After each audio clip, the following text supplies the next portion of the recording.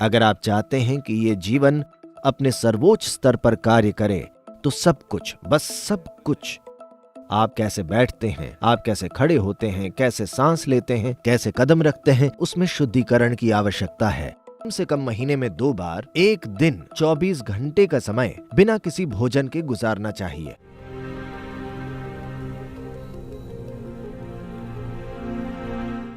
तो खास तौर से आप में से वो लोग जो आध्यात्मिक उन्नति के इच्छुक हैं, आपको एक अच्छी प्रणाली की जरूरत है। एक अच्छी प्रणाली का अर्थ है कम से कम मात्रा में घर्षण। कम से कम घर्षण, कुछ भी इकट्ठा नहीं करना, सब कुछ साफ है। अब ये सहजता और सरलता से काम करता है। हम जो कुछ भी इससे करना चाहते हैं वो करना आसान हो जाता है। पर आज कई तरीकों से विचार में, भावना में, यहां तक कि मौखिक शुद्धता भी नहीं है। इसे वाक शुद्धि कहा जाता है, जहां इस देश में इस बात को बहुत बड़ा महत्व दिया गया कि आप किस तरह की ध्वनि का उच्चारण करते हैं और किस भावना से करते हैं। इससे आप अपने जीवन में चीजों को स्थापित कर सकते हैं। इस अर्थ में अगर मैं फूल कहता हूं तो फूल की सुगंध एक जीवित सच्चाई बन जाती है। असल में ऐसा होगा। पर आप में से जो लोग शिट शिट कहते हैं, You're doing this to yourself, just know this.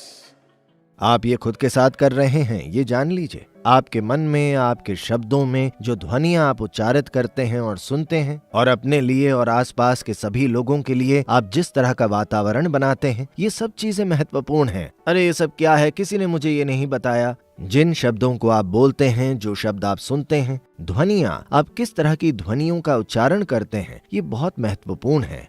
अगर आप इसका सही उच्चारण करते हैं, जैसा कि मैंने कहा, अगर आप फूल कहते हैं तो खुशबू आनी चाहिए, क्योंकि नाद में उतनी शक्ति होती है अगर आपको पता हो कि इसे कैसे इस्तेमाल करना है। देखिए, अगर आप सिर्फ काम पर जाकर वापस आना चाहते हैं, काम का वास्तव में मतलब है जीविका कमाना और वापस आना। उसके बाद किसी बिगड़ी हुई चीज से आप वहां ड्राइव करके वापस आ सकते हैं या एक साइकिल पर जाकर वापस आ सकते हैं। अब अचानक आप एक दौड़ में शामिल होना चाहते हैं। अब मशीन के हर एक सूक्ष्म मिलीमीटर को बार बार, कई बार देखा जाता है और बार बार शुद्ध किया जाता है। ये इसी तरह है। अगर आप चाहते हैं कि ये जीवन अपने सर्वोच्च स्तर पर कार्य करे तो सब कुछ, बस सब कुछ, आप कैसे बैठते हैं, आप कैसे खड़े होते हैं, कैसे सांस लेते हैं, कैसे कदम रखते हैं, उसमें शुद्धिकरण की आवश्यकता है, वरना ये उस तरह काम नहीं करेगा। जब आप साधना कर रहे होते हैं तो ये महत्वपूर्ण है कि आप कुछ ऐसा खाएं जो आपके भीतर चिपके नहीं, ये निकल जाना चाहिए। जब उसका काम पूरा हो जाए, उसका एक कण भी अंदर नहीं रहना चाहिए, उसे बाहर निकलना चाहिए। तो आप खुद को कैसे शुद्ध करते हैं? एक सरल चीज है, कम से कम महीने में 2 बार, एक दिन 24 घंटे का समय बिना किसी भोजन के गुजारना चाहिए। सिर्फ पानी। ये यहाँ मौजूद हमारे ब्रह्मचारी और यहाँ कई दूसरे लोग हर एकादशी के दिन ऐसा कर रहे हैं। ऐसा करने के लिए वो दिन सबसे अच्छा भी है। और 24 घंटे मतलब आज शाम को आप खाते हैं और अगला भोजन अगले दिन शाम को लेते हैं और सिर्फ पानी पीते हैं। अगर आप शुरू में बहुत थका हुआ महसूस करते हैं तो कुछ समय बाद ये ठीक हो जाएगा। अगर आप पर्याप्त साधना करते हैं तो ये एक समस्या नहीं होगी। इसके अलावा अगर आप थका हुआ महसूस करते हैं तो आप उसमें एक नींबू निचोड़ सकते हैं और आप उसमें एक चम्मच शहद भी मिला सकते हैं। यह आपको चालू रखेगा। महीने में 2 बार ऐसा करना और नियमित रूप से अपनी साधना करना सुनिश्चित करेगा कि शरीर साफ है। लेकिन शुद्धता पर आने का सबसे सरल तरीका है आनंद की अवस्था में होना।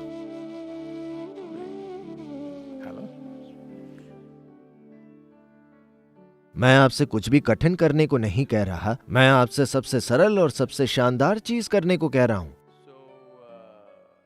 तो ये एक सरल तरीका है, क्योंकि आज हमें कोई वैज्ञानिक साक्ष्य नहीं चाहिए, प्रयोगशाला विज्ञान का साक्ष्य।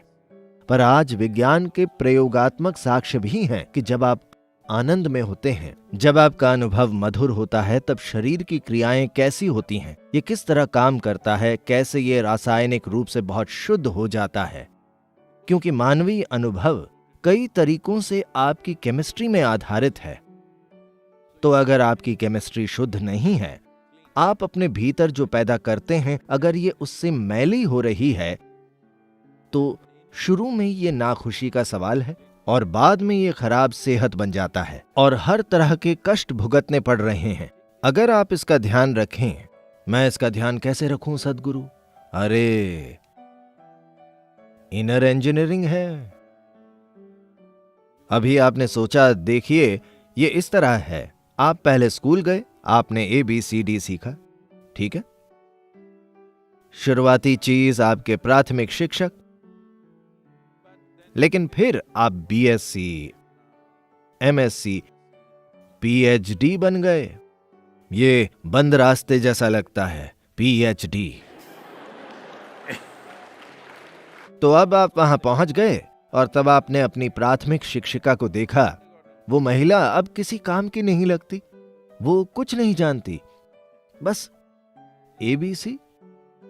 मान लीजिए आप भूल गए कि उसने आपको क्या सिखाया था और फिर आप PhD कैसे कहेंगे?